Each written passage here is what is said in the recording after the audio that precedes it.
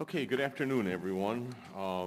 It is time. It is 5:01, and it's time to start the Community Development Committee meeting for Monday, August the 1st, 2022. May I have a roll call, please? Chairman Rivera, Present. Alderman Moiseo, Alderman Florian, Present. Alderman Hayes, Present. Alderman Turner. Present. Thank you. May I have a first and a second to approve the minutes of the July 5th, 2022 regular meeting? So moved. Second. Okay, first by Alderman Hayes, seconded by Alderman Turner. All in favor?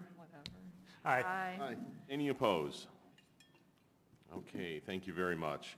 Right now, we will have audience time for anybody that wants to come up and speak about anything that's on the agenda for the Community Development Committee. Okay, there being none, we will go to old business, and with old business there being none, we will go right into new business. Now, I need a motion. These first three are pretty much for the same property. And I will require a motion and a second. Motion.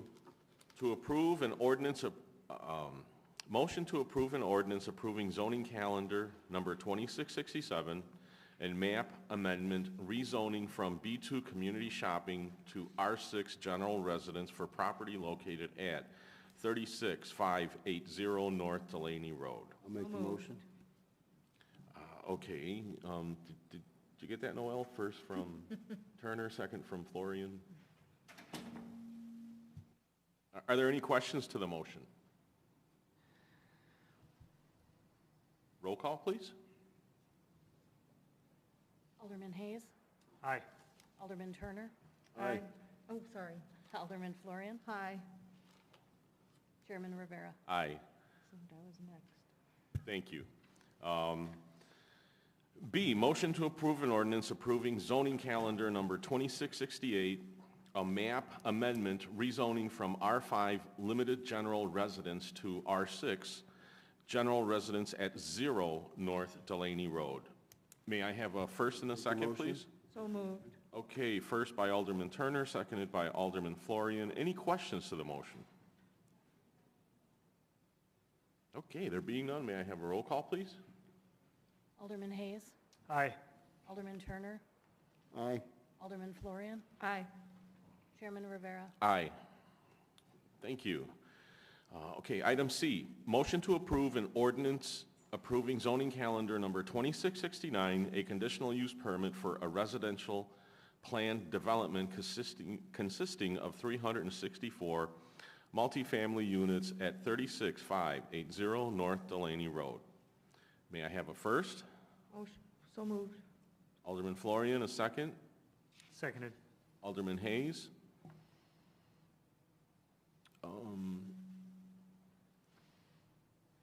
Can I have a motion to seat Alderman Moiseo? Motion. Seconded. Okay. All in favor? Aye. Aye.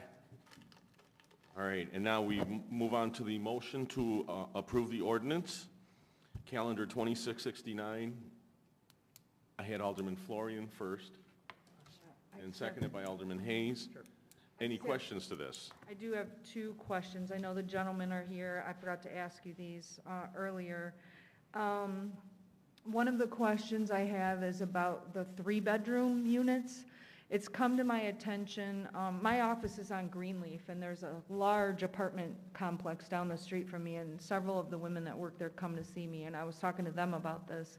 They said they get inquiries for three-bedroom units all the time, that they're in high priority. I think you said you were only going to have 30 in here? Is that right? Yeah, it's just under 10% of the units will be 3 beds. Okay, and you think that'll be sufficient for the demand we have? Yeah, there's also high demand for a lot of young single couples and millennials too. So the target market for the building will be focused on the 1 and 2 bed units, and the 3 beds we think will suffice Okay. based on our market study. Okay.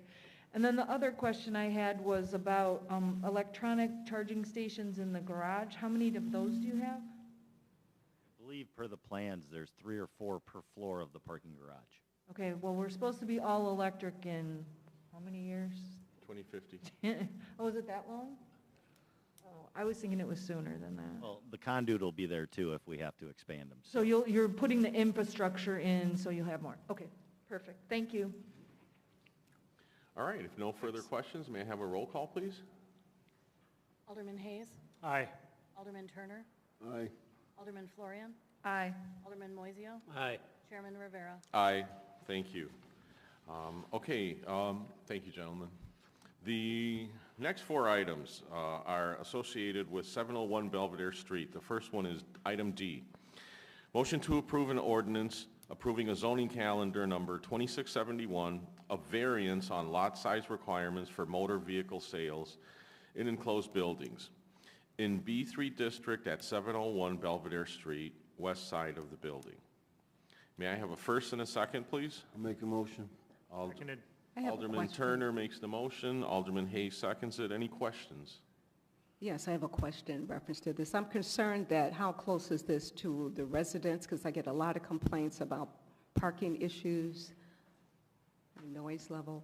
Is there someone here that can talk about this? Okay, yeah, I believe the representative is here. So the question was, how close is it to the residents? Yeah, can you speak in the mic? Is this mic on? I think so. Speak louder. Hello, hello? Yep. All right. There we go. So it is just north of that public alley, but this is it's a pretty unique by appointment only business. So and they close at 5 p.m. every day. So I don't think it'll be any concern to any of the residences. It's around an automotive corridor, and they're only going to be open from 11 to 5 p.m. That helps. Okay. Could I ask a quick question? Okay. So I've driven by a couple times and taken a look. It's my understanding that all of the cars will be parked inside. Correct. So every car that is for sale will be parked on the interior of the building? Yes, sir. And if it's by appointment only, then you're able to regulate the traffic that's coming in and out? Yes, sir. Okay, because just off of Belvedere Road, there's only just a few parking spots. There is no parking. Oh, yeah, there's no- yeah, there's there's nothing there, okay. 0 outdoor I parking. suspect after you landscape and everything. Yeah, there'd be even less there's space. and even now there's no parking anywhere. It's just sidewalk building. Okay, Yeah. okay. That's helpful. Thank you. Any further questions? Okay, may I have a roll call, please? Alderman Hayes. Aye. Alderman Turner. Aye. Alderman Florian. Aye. Alderman Moiseo. Aye. Chairman Rivera. Aye, thank you. Item E, motion to approve an ordinance approving zoning calendar 2672, a variance on minimum lot width for motor vehicle sales in an enclosed building in B3 District at 701 Belvedere Street, west side of the building. May I have a first and a second, please? Make First. I'll make the second. Okay, Alderman Hayes first, Alderman Turner second. Any questions to the motion? May I have a roll call, please? Alderman Hayes. Aye. Alderman Turner. Aye. Alderman Florian. Aye. Alderman Moiseo. Aye. Chairman Rivera. Aye. Thank you. Item F, motion to approve an ordinance approving zoning calendar 2673, A variance on minimum parking spaces required for motor vehicle sales in an enclosed building in B3 District at 701 Belvedere Street, west side of the building. May I have a first and a second, please? Make the first. Alderman Turner first, Seconded. seconded by Alderman Hayes. Any questions to the motion? Roll call, please. Alderman Hayes. Aye. Alderman Turner. Aye. Alderman Florian. Aye. Alderman Moiseo. Aye. Chairman Rivera. Aye. Thank you. Item G, motion to approve an ordinance approving zoning calendar 2670, a conditional use permit for motor vehicle sales in enclosed buildings in B3 District at 701 Belvedere Street, west side of the building. May I have a first and a second, please? Make the motion. Alderman Turner first, Seconded. seconded by Alderman Hayes. Any questions to the motion? Roll call, please. Alderman Hayes. Aye. Alderman Turner. Aye. Alderman Florian. Aye. Alderman Moiseo. Aye. Chairman Rivera. Aye. Thank you.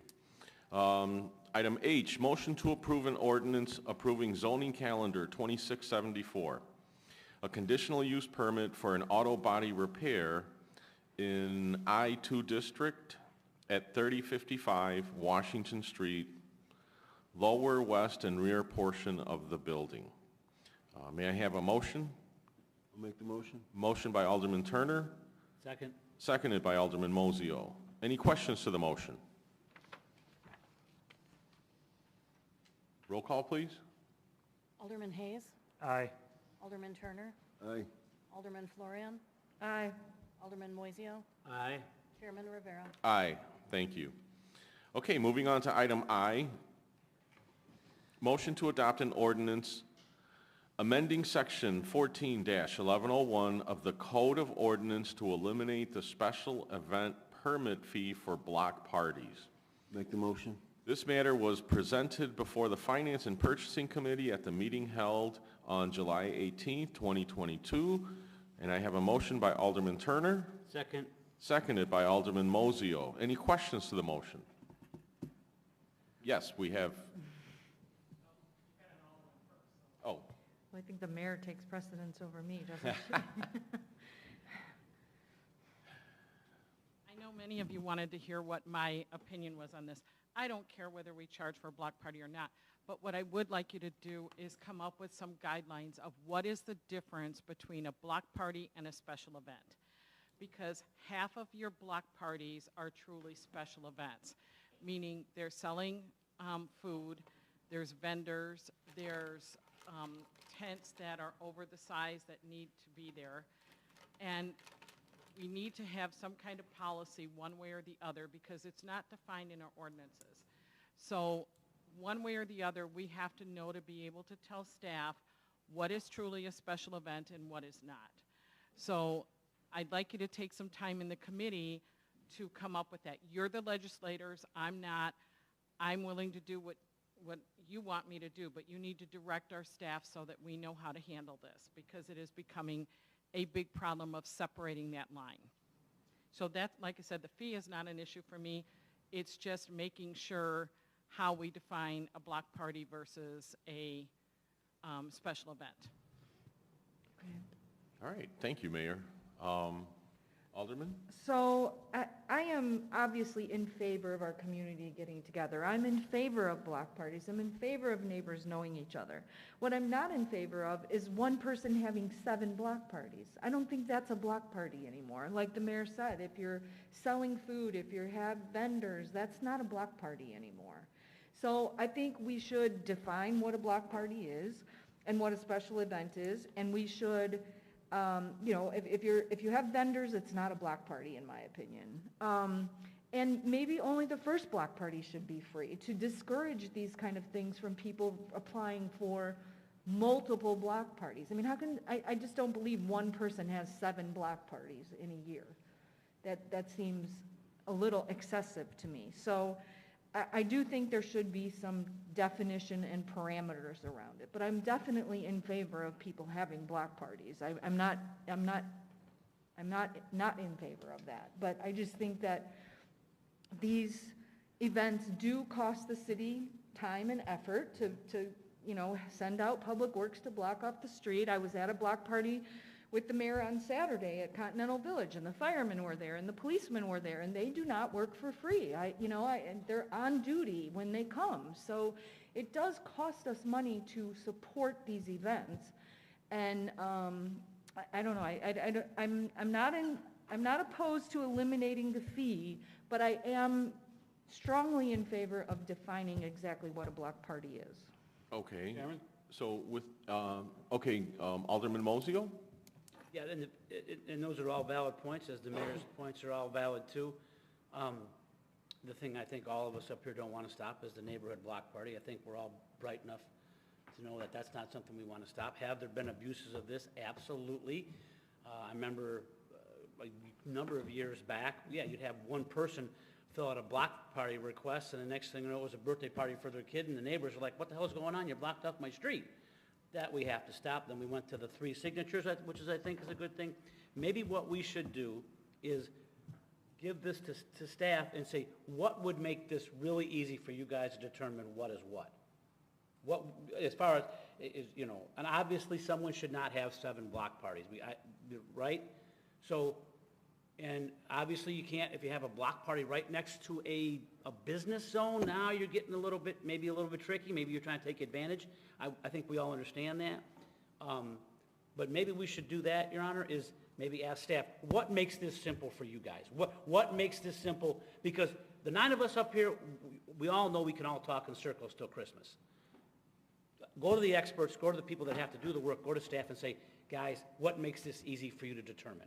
And then make those parameters. That's my opinion. With all due respect, I think we can start that way, but I think staff is always in that position of they work for you. Right. Well, And they work for me, people, but and yeah. they don't want to be in a position of imposing themselves.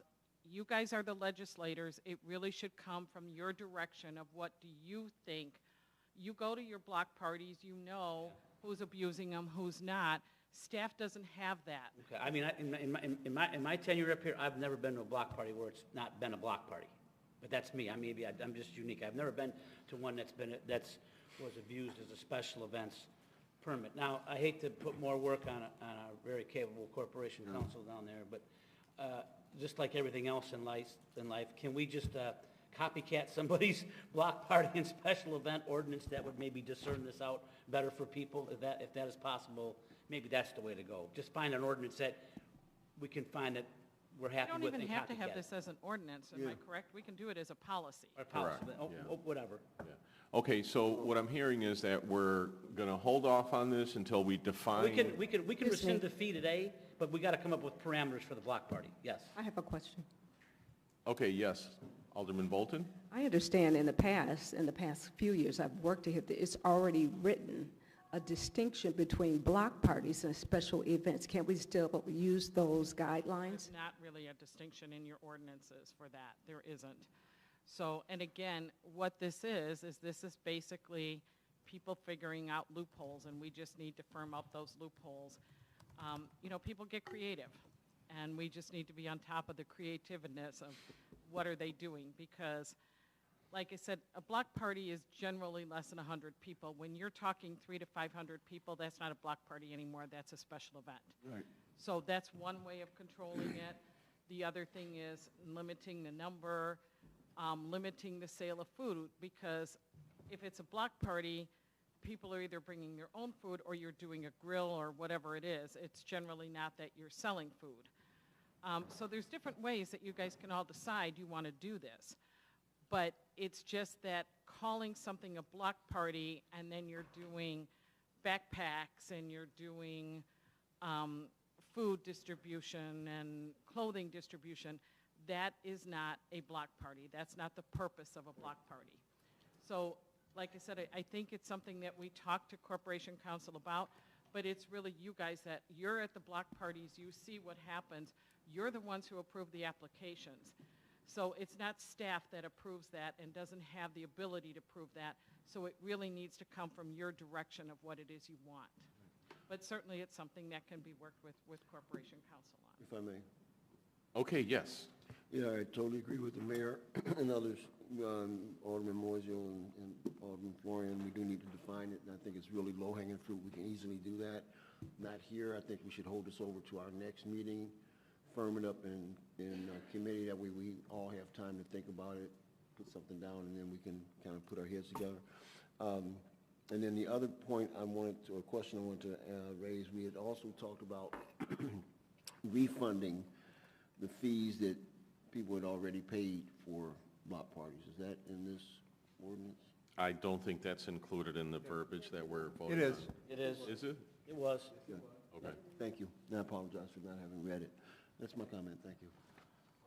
So I think if we're gonna rescind the fee, we should just go ahead and do that now, though, because why should we accumulate more money we're just gonna have to pay back? Correct. So maybe tonight we vote on rescinding the fee and And then- agreeing to come revisit this in 2 weeks when you bring your ideas to Stu or whoever it is so that they know what we want, no food sales, no vendors, one per year, per person, and then we're all gonna have to pay attention. Like the first year I was an alderman, I got a request for a block party. The guy hired a DJ. The music was so loud, neighbors' walls were rattling. And he said, well, I hope that doesn't mean you won't give me one next time. I'm like, damn right I won't, because you ruined it for the whole neighborhood. That was not a block party. He was having some kind of, huge DJ thing going on, and the whole neighborhood was upset. So you have to pay attention. Then the next time they bring you an application, don't approve it if they've violated the rules. This also means if you want to bring this back in 2 weeks, that you guys need to be talking to each other and having those conversations so that we work those things out. The other thing that you need to consider is many of these block parties start off on private property, but then they don't get road blockages, and then it ends up that the police have to go out there and block the road off. So we need to really define this better. It's just something that, I love the block party concept. As an alderman, it's one of the big things I pushed. But as everybody's idea of a block party is different. And we need to make sure that we're all on the same page, because there's 9 wards here that all have different types of block parties. Yeah, well, we need to be careful about over-regulating how people have fun. Yep. That's true, too, Your Honor. Okay, so, Chairman, could I, yes. if I could just give a little bit of perspective that may kind of help you guys decide what your next step is. So, and this is also for the public's benefit. Under our code, we do have a definition of a special event. And a special event is a planned temporary aggregation of people that has one of the following things: that are conducted primarily outdoors and interfere with the normal flow or regulation of pedestrian or vehicular traffic, or require special city services. And that can include barricades, special garbage collection, special parking arrangements, special electrical services, special police services. There's no doubt that block parties count as special events under our code. The question here is whether we're going to have a fee for that or not. And a fee was imposed of $100 in the, I believe it was the last budget around that time. And the decision now is not whether to get rid of this class as a special event, but what to charge for it. And the overwhelming sense is to charge $0 if something is really a block party. So if you would like to proceed with this ordinance, you can today, and I would ask that maybe we schedule we can schedule a Code Revisions, Appeals, and Negotiations Committee for the next City Council meeting. And in that time, if there are specific components like Alderman Florian was discussing or Alderman Moiseo was discussing that you would like to us include in a definition, which we would put into the section on special events, as to what a block party is and what would count for that fee exemption, we can prepare something. There we go. All right. Call for the question. Yeah, that sounds good. So we'll, Tom, Alderman Hayes? Thank you, Chairman. I don't want to repeat what everybody has said. Clearly, this will pass and there won't be a fee.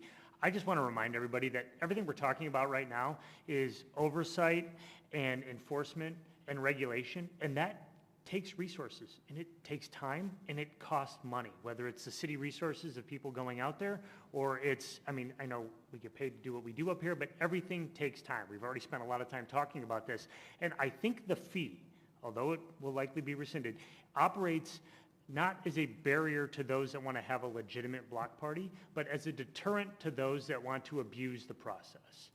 You can't legislate for everything. There's going to be people that find loopholes. I can appreciate that.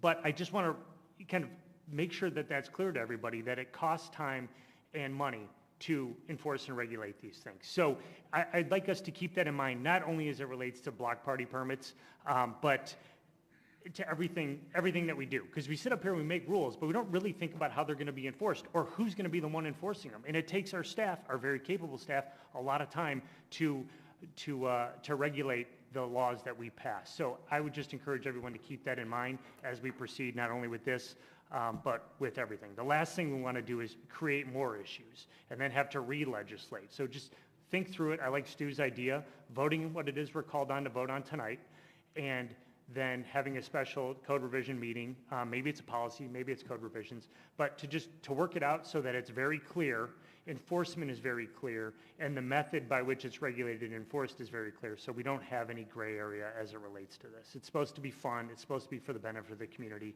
so it's our job to make it as such. So thank you.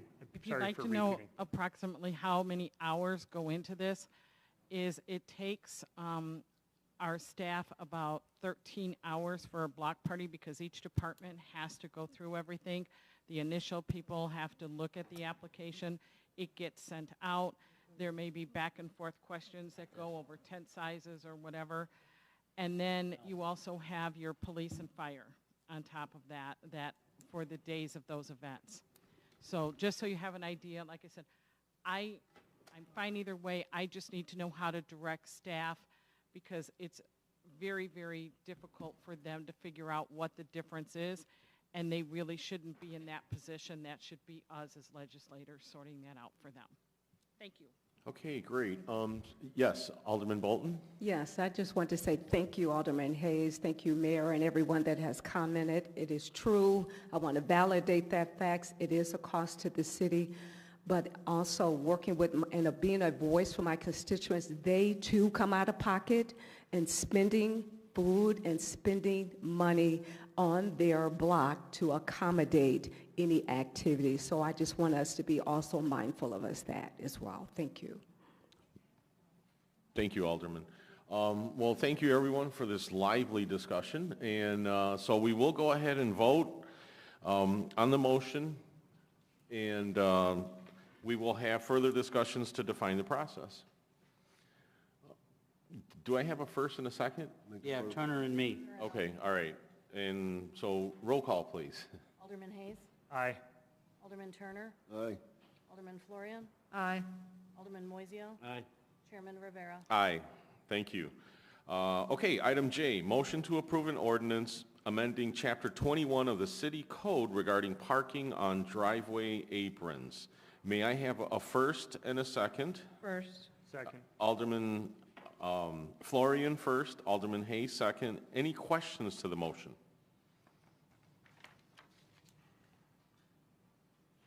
We're all pretty clear on what this is, right? Park in your driveway or the street. Everyone knows what the apron is, what the driveway apron is. Okay. May I have a roll call, please? Alderman Hayes. Aye. Alderman Turner. Aye. Alderman Florian. Aye. Alderman Moiseo. Aye. Chairman Rivera. Aye, thank you. Motion K, motion to approve an ordinance authorizing the issuance of 5 video gaming licenses for Enrichment Enterprises Incorporated, otherwise known as Encore, Weddings, Parties, and More, 4555 West York House Road. Make the motion. Motion by Alderman Turner. May I have a second, please? I'll second it. Seconded by Alderman Moiseo. Any questions to the motion? Yes. You know, a while ago, we had that situation where we put a limit on the video gaming. We have my understanding, and maybe hopefully council can help me, we have a bit of a math problem. Which math is the preceding math? Is it the 61 establishments, or is it the number of terminals? Because you have a problem now where you have under 61, you may have 61 places, but you have under, was it 366, is that right?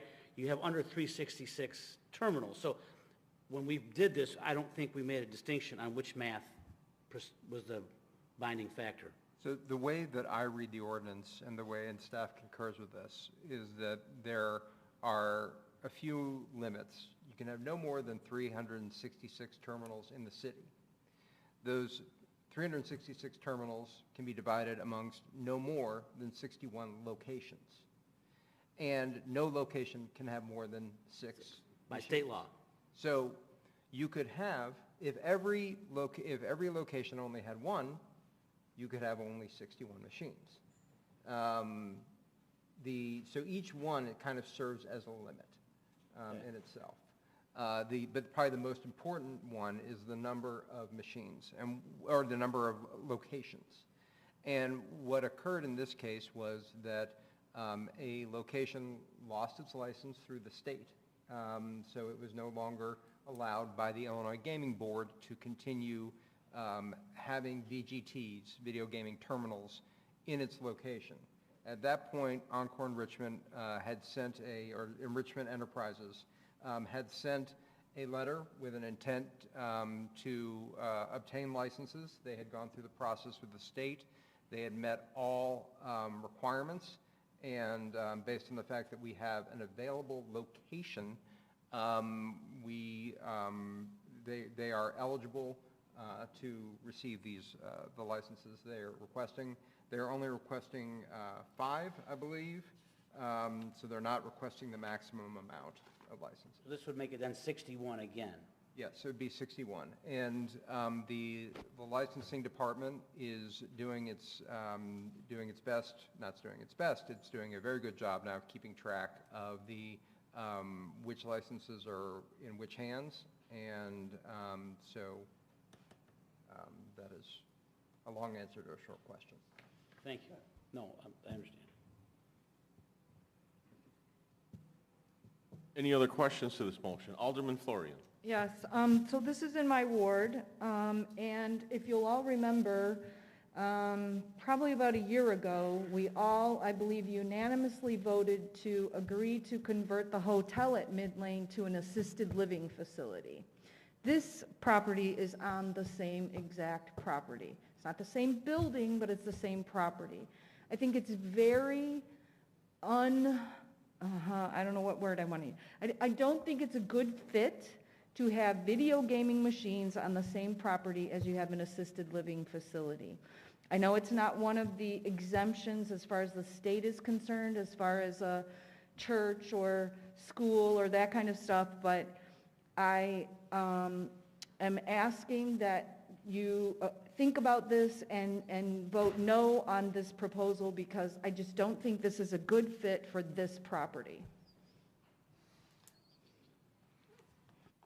Any other questions? Alderman Hayes. Not so much a question as a comment. I would agree with Alderman Florian in the sense that there's plenty of operators in the city that would love to have a gaming license and have contacted me and certainly other aldermen about getting terminals at an establishment.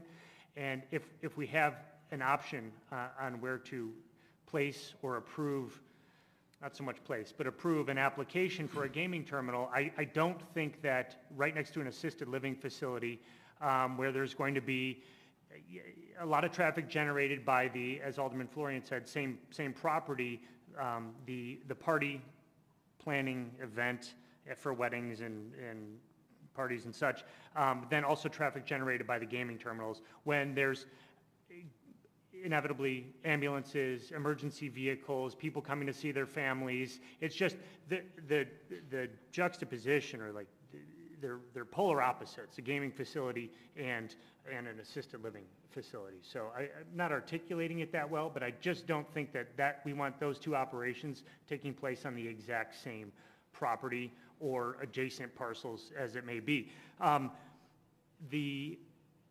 when it was a hotel, I can understand why you would do that, but it's not a hotel, it's an assisted living, and I envision myself, if I'm going to see a loved one or a friend at one of those facilities, the last thing I want to do is be competing for parking spaces with a gaming facility. So, you know, I'm happy to hear opposition to this, but I would encourage you to vote no as well. There's better places throughout the city, not to mention that Lucky Bernie's is down the street and we have a casino coming. So I'm not entirely sure that this is the best place for those terminals. So I'm opposed to it for those reasons. Chairman, Any other, yes, Alderman Mozio? when we drafted this, part of our motivation was that we had a casino coming and that we had heard from people that thought the market was oversaturated with these things. I think we've all heard that.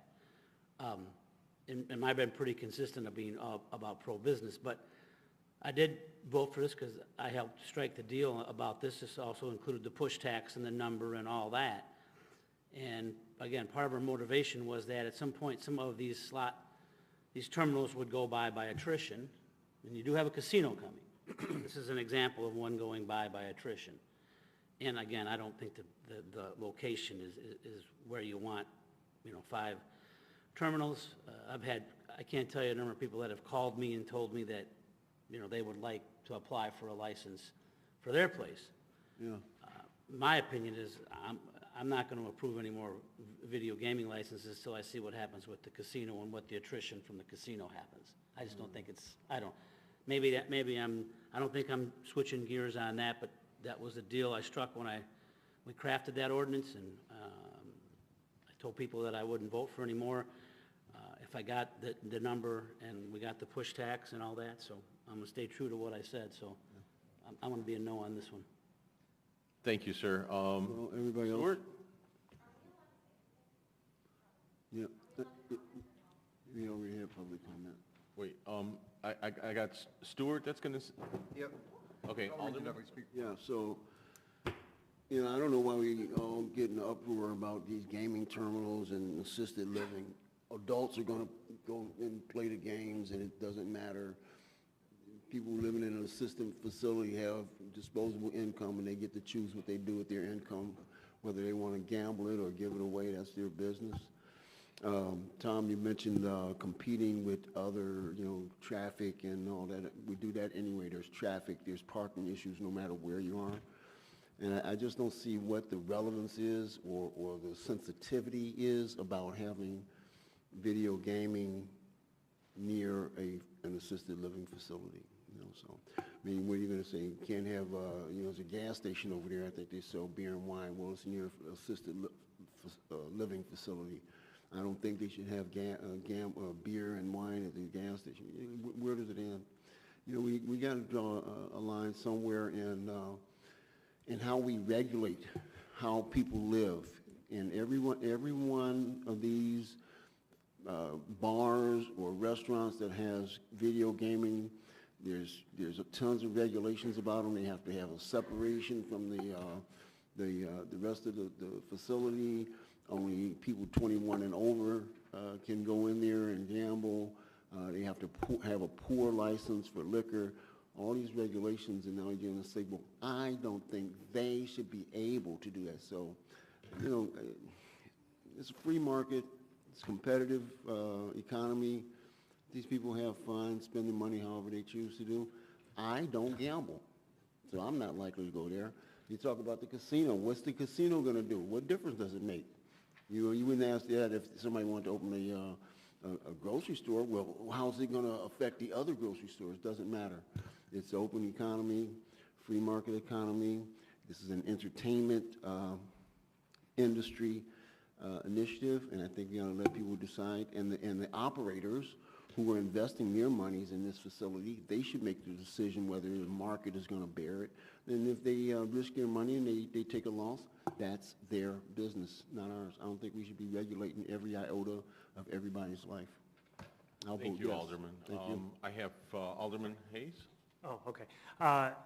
Thanks, Alderman Turner. I appreciate your position on this, and certainly appreciate the fact that people should have a choice on how and where they spend their money.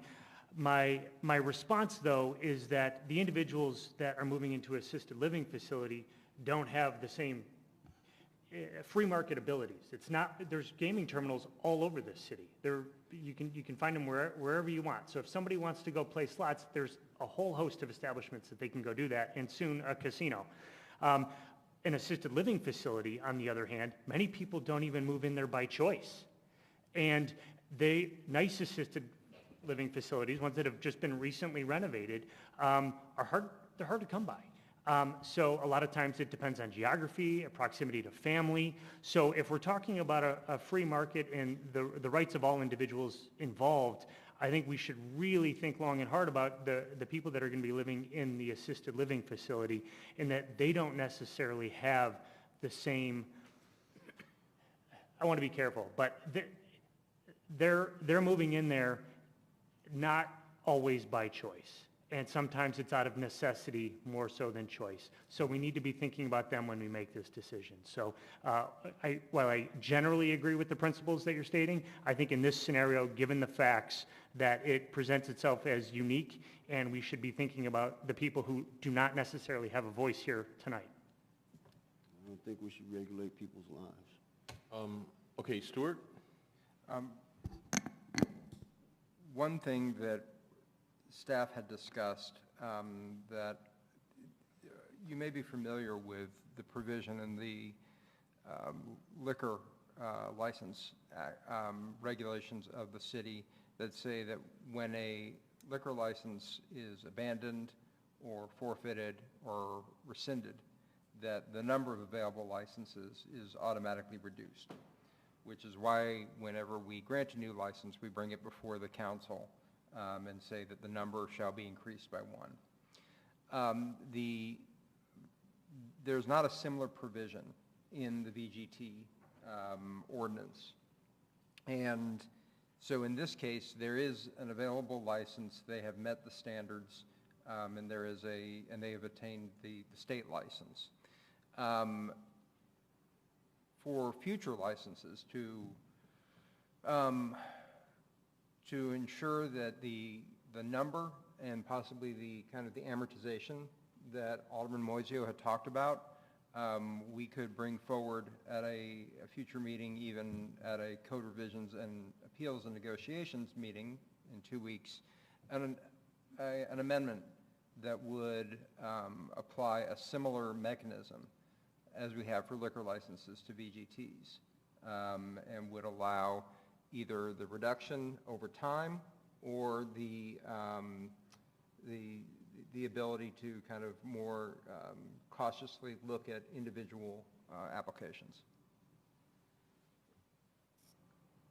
Thank you, Stuart. Do we have any other comments or questions? Yeah. Yes.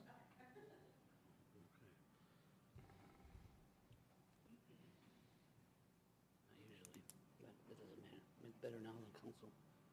I'm just an employee there, but I believe that I'm sorry, can you give us your name? Oh, my name is Stephanie Ibrondo, and an employee there, but also I think when this was introduced and kind of the plan was going forth, that the assisted living was not like in plan, and I'm not really sure, but the assisted living is towards the front of the whole building. We're like all connected.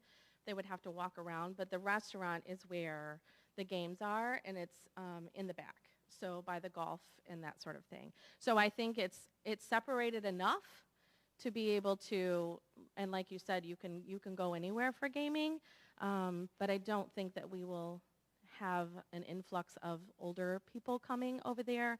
Plus, it's a different business, so it's not our fault that they turned that into an assisted living. So that's my piece. Steve Hoffman, I'm the operator, and I would just add to clarify that the location of these proposed machines is in the tavern at the back of the facility, and the access to it is almost exclusively through the golf course. Virtually everybody that comes into that tavern comes on a golf cart and parks it at the rear where our entrance to the tavern is located. So the impact, the visibility of it is zero to the residents, the coming residents of the assisted living facility. This will be invisible to them, and it will cause, given this, the amount of parking that we have and the amount that might be used by 5 individuals at a time who might come in just for gaming, which is not what we're anticipating. I'm sorry. I just don't think that this has any impact. And with all due respect, you know, we work with our neighbors. They're aware of our intention of doing this. They have no objection to this. That's the ownership of the assisted living facility. So I appreciate your cautions, but I think they're possibly misguided.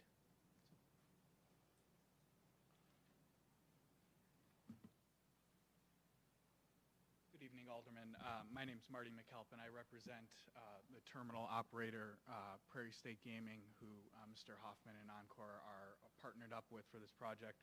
I'd just like to mention, in this specific scenario, this organization has waited over a year. The license in question that had gone defunct from the state had not been reporting revenue to the city of Waukegan or the state of Illinois for over a year. So in this case here, we have a brand new organization that has been waiting a year, that has been licensed through the Illinois Gaming Board for 1 solid year, that has basically stated to the city of Waukegan that they don't intend to take this revenue for themselves. They intend to use that revenue for charity. So this is also an opportunity for the city of Waukegan to really do something unique within the video gaming industry in Illinois, and actually enhance the betterment of lives of the residents of the city of Waukegan. So that's all I'm going to say, and thank you for your time. Thank you. Do we have any further questions? I'm sorry. Can you clarify what you just said? There was nothing in your application that said anything about that. Absolutely. Well, Mr. Hoffman can talk a little bit about it, but in our communications, which I have right in front of me with the city of Waukegan, the entity here, Enrichment Enterprises, considers this to, in quote, all income from gaming will be dedicated to day camp programming as well as after-school programming for the community, with the intent of making such programs affordable to all. Enrichment is also in the process of planning an adult daycare facility and a dedicated section of the facility, and hopes to include this service on a nonprofit basis, open to all, and could potentially receive partial funding from gaming revenue to carry out those operations. So you're putting in gaming machines just to give the money away? I'm not putting in gaming machines. I'm not the... Well, they are. They are intending to put gaming machines in to give the money all to charity. Well, I think they've built out the entire establishment, made a lot of renovations, and when you actually look at Enrichment Enterprises, what type of organization they are, they're a social service organization. This man, Steve Hoffman here, has quite the repertoire of serving his community for the last 30 years in Florida and the state of Illinois, providing programs for children, providing programs for people to better people's lives. This specific banquet hall, which is a golf course and has many other facets to it, is attempting to incorporate gaming as part of that option to service the whole of their organization, which is a social service organization for the betterment of disadvantaged people. Right, but how much of the gaming revenue does your company take? It's 33%. That's by state statute. So the video gaming breakdown is right off the top. The state takes 33%. The city of Waukegan, in this case, would take 5%, and the rest is split evenly between the terminal operator and the establishment. So just so we're clear, Yes. any money that they make that doesn't go to the state or some other municipality goes into their accounts. It's not going to a nonprofit organization. It goes at least through them before it goes somewhere else, right? Yes, and it's a 501c. Okay. I just think it's misleading to say that any and all revenues go to charity. Well, that's the intention, to use this, whereas many other people that have video gaming, I'm sure most every one in the city of Waukegan use that revenue for overhead, for property taxes, and to maintain staff, which is very hard to come by now, as we see we're several of us, including myself, that are still wearing masks and people aren't going out. So this is a total pro-business move if the city would take this step, because you have somebody that has used their organization, which has served the betterment of people, to invest in the city of Waukegan, and now he's reinvesting into the city of the Waukegan and the larger community with this opportunity.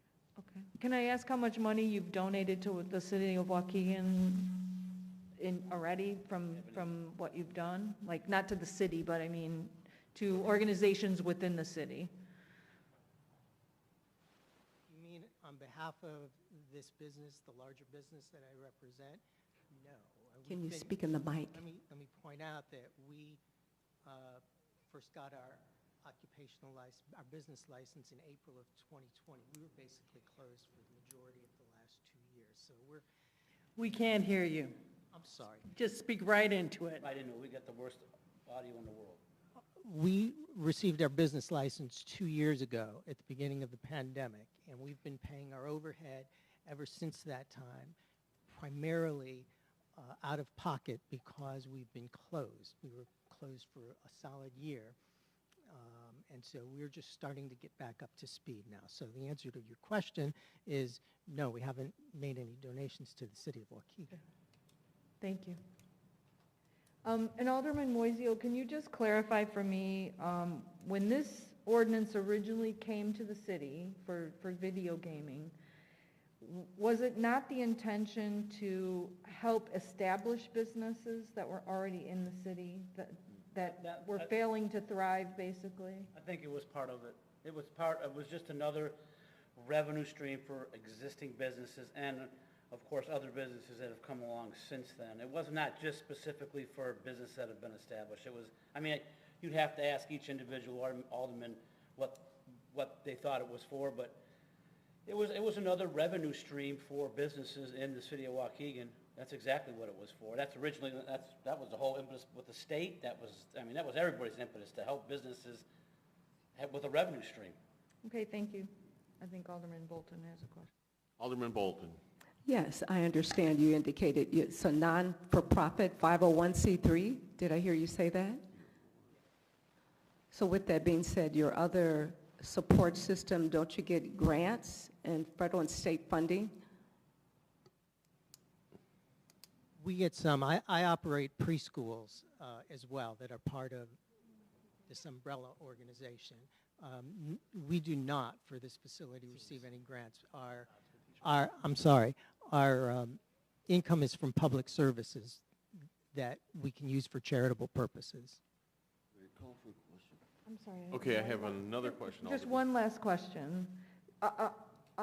Stuart, can 501c3s operate gaming machines? A number of, I would have to look specifically at that question, but there are a number of nonprofit organizations that can, including fraternal and veterans organizations, Okay. and I could do a little bit more inquiry with the Illinois Gaming Board if you'd like as well. Okay, thank you.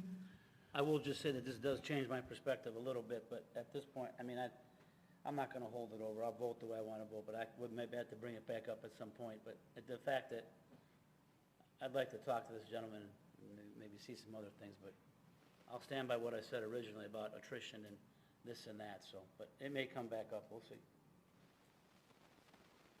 Okay, so if there are no other questions, are we ready for a vote? Yes, please. Alderman Hayes? No. Alderman Turner? Aye. Alderman Florian? No. Alderman Moiseo? At this time, no.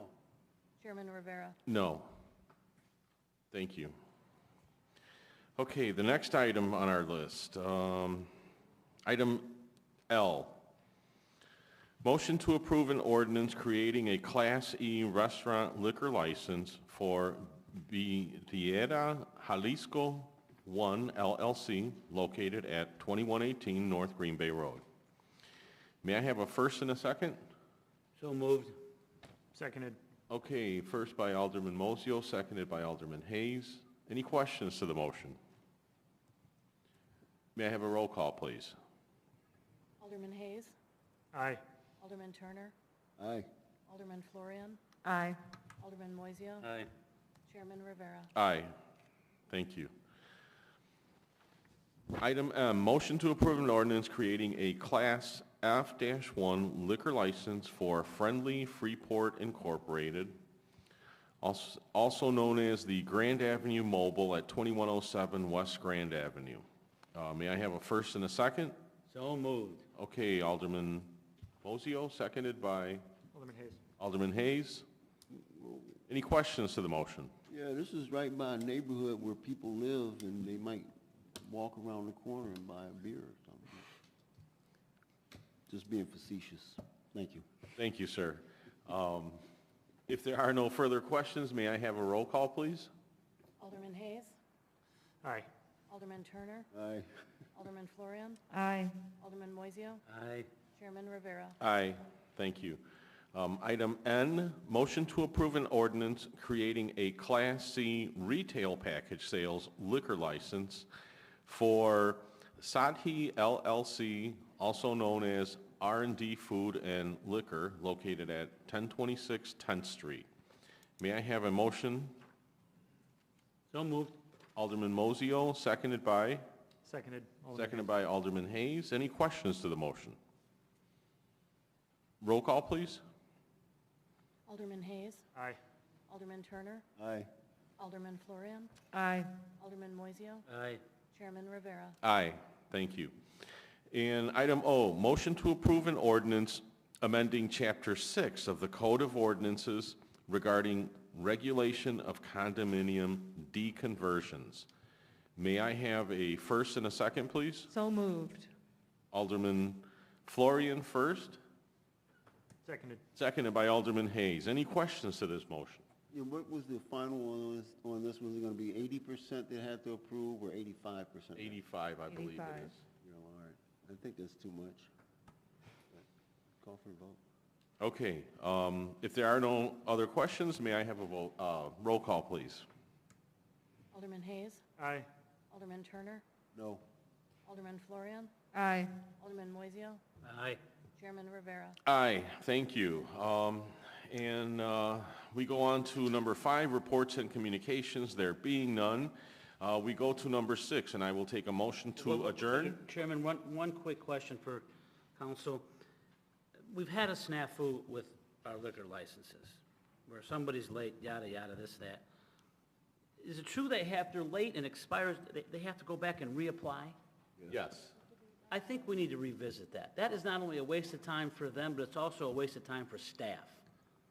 If it's just, if they're late for whatever reason, we've had a lot of people, it could be for whatever reason, then ding them with a fine and make it easy. But if having to go through the whole process again, that, to me, that's a waste of time for them and the staff.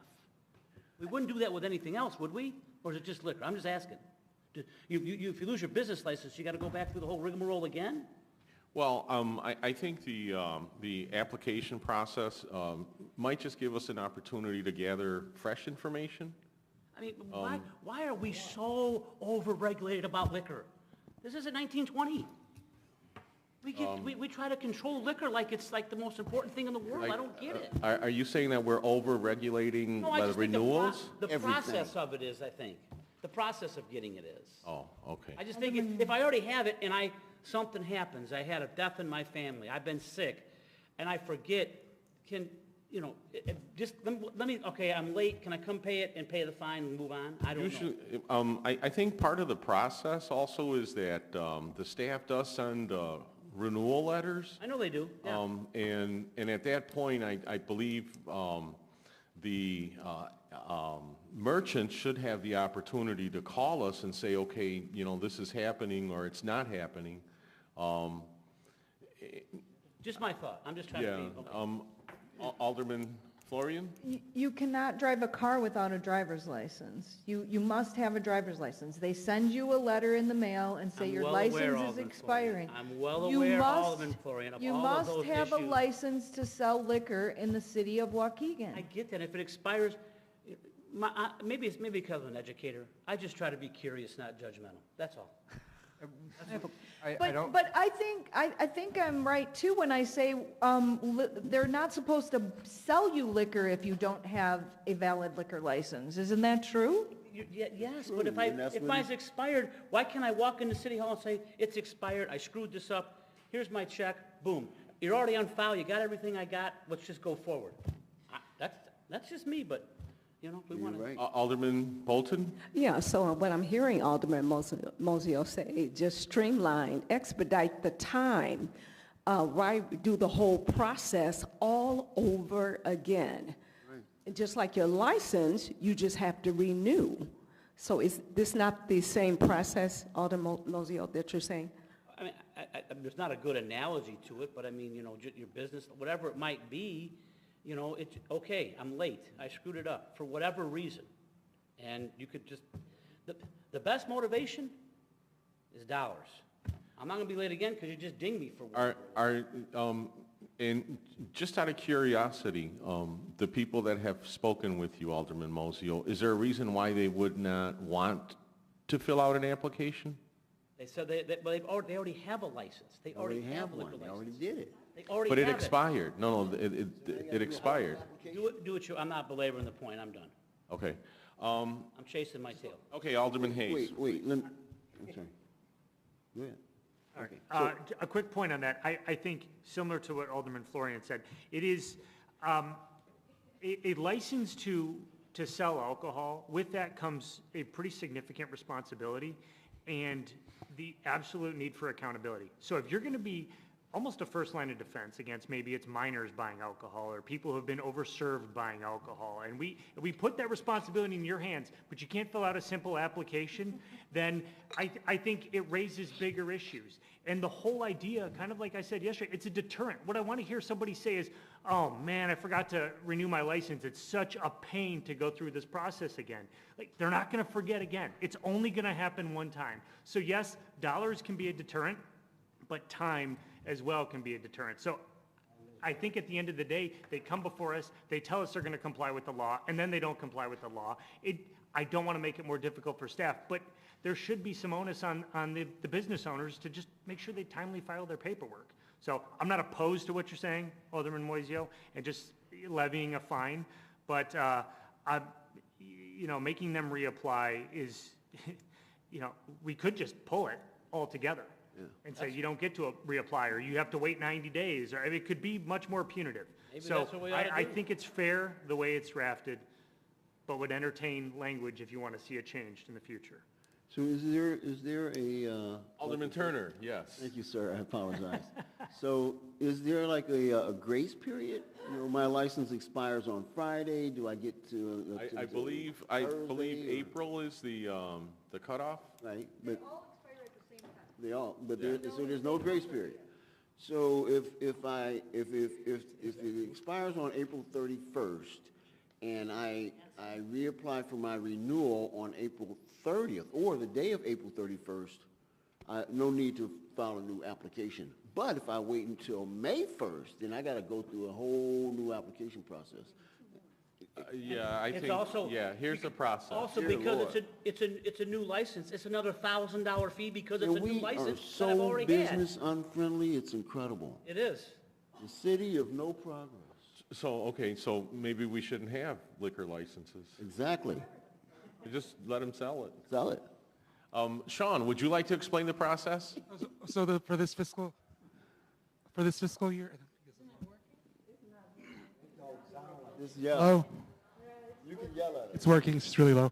Okay, so for this fiscal year, we actually gave them about a month and a half of leeway to reapply, and we still didn't get them, or we sent like a second notice to them, and we still didn't get the applications on time. So we gave them ample time to respond and to make those payments, but they did not. They failed to do so in a timely fashion. I mean, 4 to 6 weeks, that's that's ample time to me. So So the process is we send a renewal letter. They don't renew, we send them another one. this is the first time that our department has is going through the renewal process and actually implementing terminating licenses on April 30th. Well, in this case, we terminated them after we had given them ample time to respond, 4 to 6 weeks.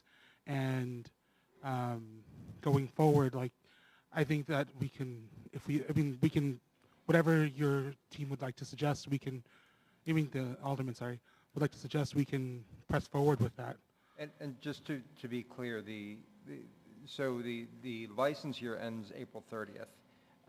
The finance department gave time after that, after notices had been delivered. But when the licenses were terminated, the termination was retroactive back to April 30th. So they did have a grace period even after April 30th to file and to renew.